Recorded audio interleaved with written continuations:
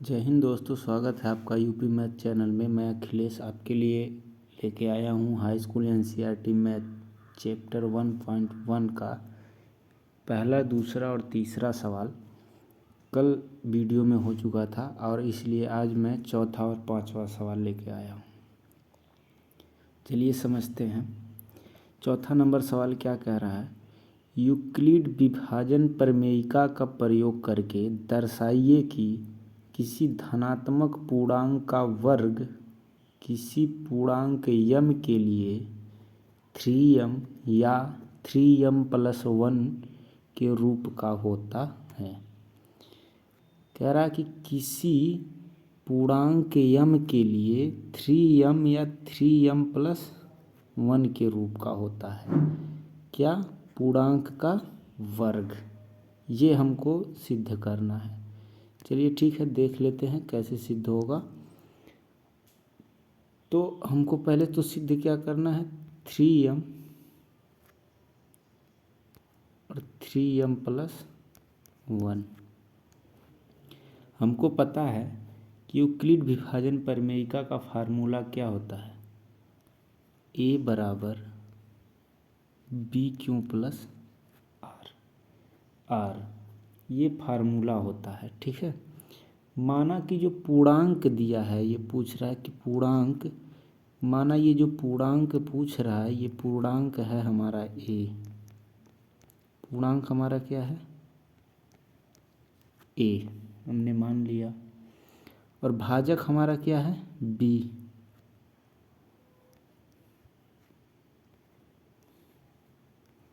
भाजक क्या है, b।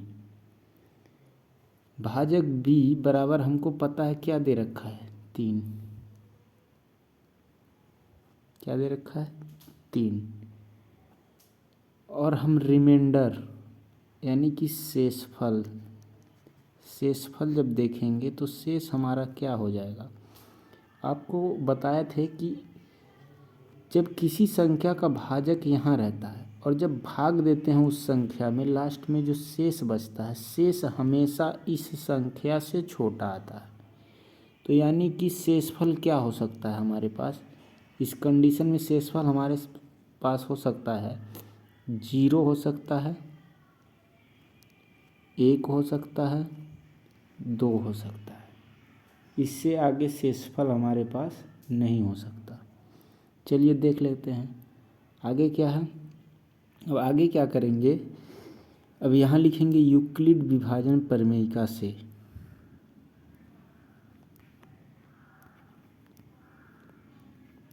यूक्लिड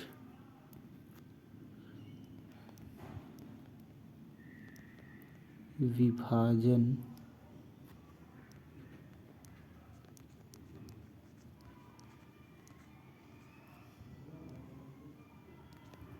प्रमेयिका से। यूक्लिड विभाजन प्रमेय का फार्मूला क्या है कि a बराबर b⁴ ये होता है यूक्लिड विभाजन प्रमेयिका का फार्मूला। अगर r बराबर 0 हम रखें तब क्या होगा। अगर r बराबर 0 रख दें, क्योंकि r का मान हमको यहाँ पे पता है कि या तो 0 होगा, या तो 1 होगा, या तो 2 होगा। ठीक, r का मान यही होगा। तो r बराबर 0 रखे तब क्या होगा, a तो हमारा वही रहेगा। ठीक है, फिर आगे हो जाएगा 3, b का मान 3, यहाँ पे दी रखा है b का मान 3, क्यों ऐसे रहेगा, और r का मान हमने रखा 0। तो यानी a का मान कितना आ गया, a बराबर 3 a बराबर क्या आ जाएगा, 3। अच्छा, बोला है क्वेश्चन में, क्या बोला है कि वर्ग, पूर्णांक का वर्ग। तो हम क्या करते हैं, दोनों पक्षों का वर्ग कर लेते हैं। तो यहाँ लिखेंगे क्या कि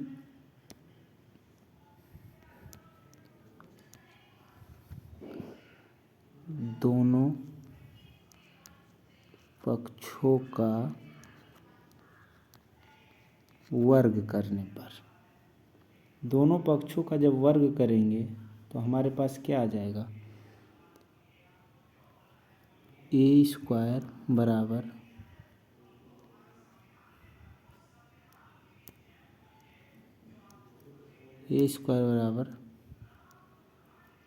थ्री क्यू का स्क्वायर।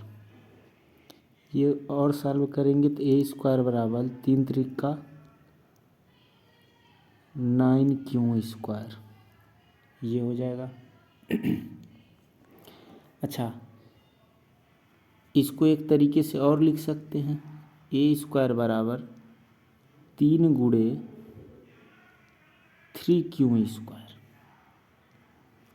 लिख सकते हैं कि नहीं लिख सकते हैं, लिख सकते हैं। अच्छा, अगर हम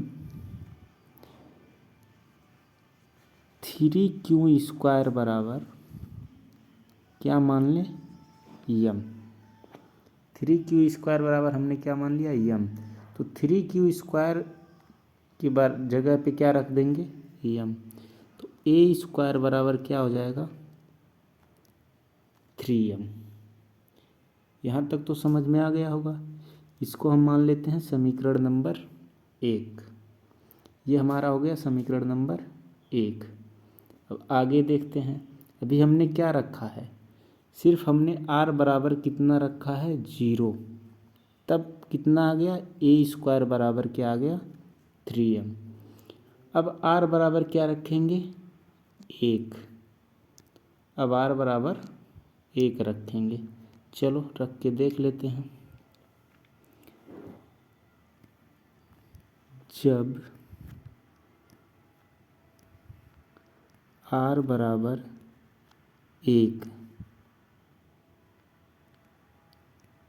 तब r बराबर 1 रखेंगे तब क्या होगा, चलो फार्मूला क्या होता है, a बराबर बी क्यू, बी का मान कितना है 3, क्यू क्या है वही रहेगा, प्लस आर, आर का मान क्या रख दिया हमने, a।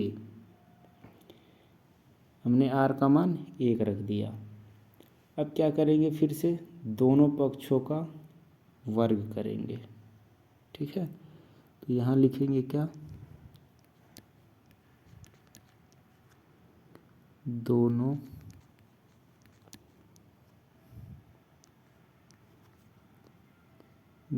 पक्षों का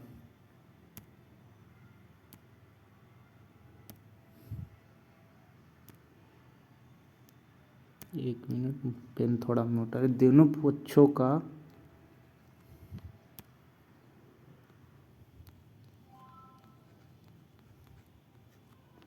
वर्ग करने पर, दोनों पक्षों का जब वर्ग करेंगे तो इधर तो हो जाएगा ए स्क्वायर बराबर, ये हो जाएगा 3q + 1 का होल स्क्वायर।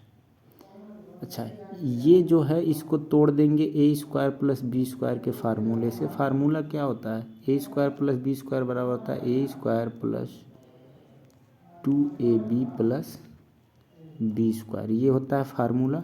इस फार्मूले से तोड़ देंगे तो क्या हो जाएगा, इधर ए स्क्वायर बराबर, इसको तोड़ेंगे तो हो जाएगा 3q का स्क्वायर ए स्क्वायर, 2 गुणे ए का मान क्या है 3q, 3q गुणे बी का मान कितना है 1, प्लस बी का मान बी स्क्वायर, यानी बी का मान 1 है तो 1 का स्क्वायर, ठीक। ये हो जाएगा हमारा, इसको मिटा देते हैं। चलिए इसको और थोड़ा सा सॉल्व करते हैं। तो ए स्क्वायर बराबर, ये हो जाएगा 3 त्रिक का 9q square plus 2 तियाँ 6q plus 1 का स्क्वायर। अच्छा, इसमें से हम क्या करते हैं, 3 कॉमन ले लेते हैं। ए स्क्वायर बराबर, यहाँ से जब 3 कॉमन लेंगे तो यहाँ क्या बचेगा 3q स्क्वायर प्लस यहाँ क्या बचेगा 2q,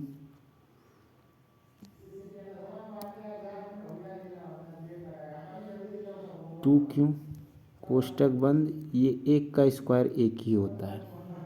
ठीक है, हम क्या करते हैं, इतने पूरे को यम मान लेते हैं, मतलब कि 3q plus 2q, 3q square plus 2q बराबर क्या मान लिया हमने, m। तो m जब मान लिया तो क्या हो जाएगा, a स्क्वायर बराबर 3, इसके जगह पे क्या रख देंगे, m प्लस के 1। ये हमारा क्या हो जाएगा, समीकरण नंबर 2। अच्छा, अब देखते हैं क्या, समीकरण 1 व 2 से,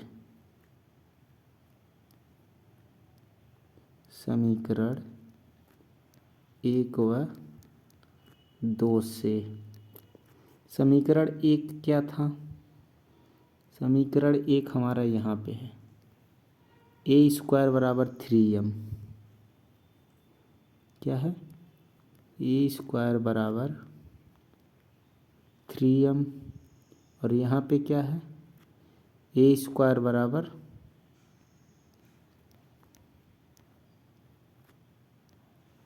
3m प्लस 1।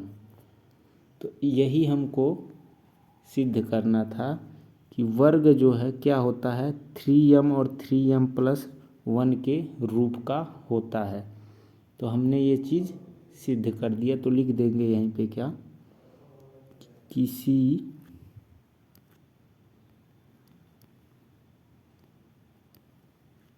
एक मिनट,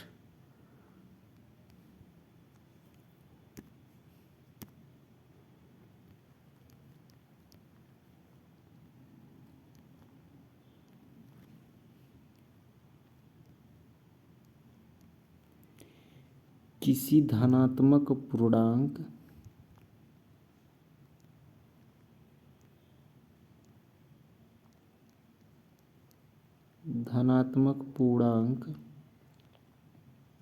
का वर्ग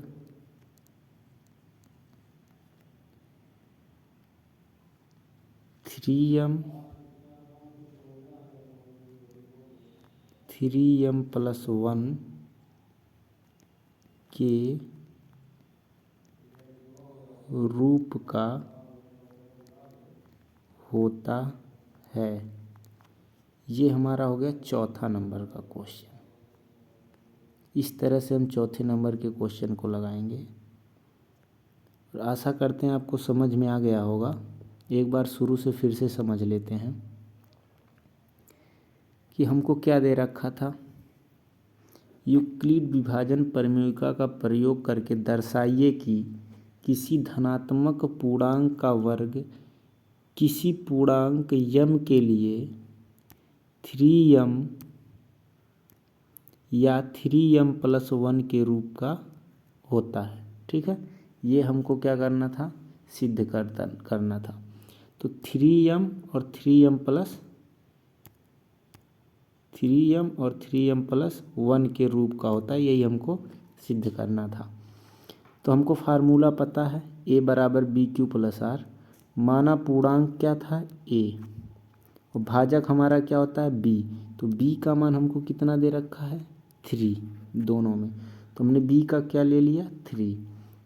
r जो शेषफल क्या होता है, शेषफल हमेशा भाजक से कम होता है, तो इसलिए ये भाजक 3 है, तो 0 1 2 हमने ये ले लिया शेषफल। अब क्या करेंगे, यूक्लिड विभाजन प्रमेयिका से a बराबर B Q plus R formula सबको पता है। r बराबर जब हम सबसे पहले किसको लेंगे, 0 को। r बराबर हमने जब 0 लिया तब क्या हुआ, a का मान रख दिया वही है, b का मान 3 है रख दिया, क्यों वही रहेगा, प्लस r बराबर 0 लिया, तो a बराबर क्या हो गया, 3q। अब दोनों पक्षों का हमने क्या किया, वर्ग, दोनों पक्षों का वर्ग किया तो हो गया a स्क्वायर, इधर हो गया 3q स्क्वायर। a स्क्वायर इसको थोड़ा सा और सॉल्व किया, 3 3 का 9q स्क्वायर हो गया। इसमें से 3 कॉमन ले लिया, मतलब इसको और थोड़ा सा लिख सकते हैं, 3 गुणे 3q स्क्वायर। 3q स्क्वायर को हमने क्या मान लिया, यम। 3q स्क्वायर के जगह पे हमने क्या रख दिया, यम, तो ये स्क्वायर बराबर क्या आ गया, 3m। ये हो गया हमारा पहला समीकरण। जब r बराबर हमने क्या लिया, 1, तब क्या होगा, a बराबर 3q प्लस 1। अब यहाँ पे हम दोनों पक्षों का वर्ग करेंगे, दोनों पक्षों का वर्ग किया तो ये हो गया a प्लस बी का होल स्क्वायर से हमने तोड़ दिया, a प्लस बी के होल स्क्वायर से। देखिए हमने तोड़ दिया, ये हो गया 3 त्रिका 9q स्क्वायर, ये हो गया 2 तियाँ 6q, ये हो गया 1 का स्क्वायर। इसमें से हमने 3 कामन ले लिया, यहाँ 3 कामन ले लिया तो यहाँ कितना बचा 3q स्क्वायर, यहाँ 3 कामन ले लिया तो ये कितना बचा 2q। एक ये 1 का स्क्वायर 1 ही होता है। आगे क्या है, a स्क्वायर तो वही रहेगा बराबर 3, इतना को हमने क्या मान लिया यम, 3q स्क्वायर प्लस 2q को हमने क्या मान लिया यम, तो इसके जगह पे हमने रख दिया यम और प्लस के 1। ये हमारा हो गया समीकरण नंबर 2। तो समीकरण 1 और 2 से समीकरण 1 क्या है, a स्क्वायर बराबर 3m, यहाँ समीकरण 2 क्या है, a स्क्वायर बराबर 3m प्लस 1। तो यही पूछ रहा था कि किसी धनात्मक पूर्णांक का वर्ग क्या 3m और 3m प्लस 1 के रूप का होता है। तो हाँ, किसी भी धनात्मक पूर्णांक का वर्ग 3m और 3m प्लस 1 के रूप का होता है। ये हो गया हमारा चौथा नंबर सवाल। आशा करते हैं कि आपको समझ में आया होगा। चलते हैं नेक्स्ट क्वेश्चन पे, 5वें नंबर पे।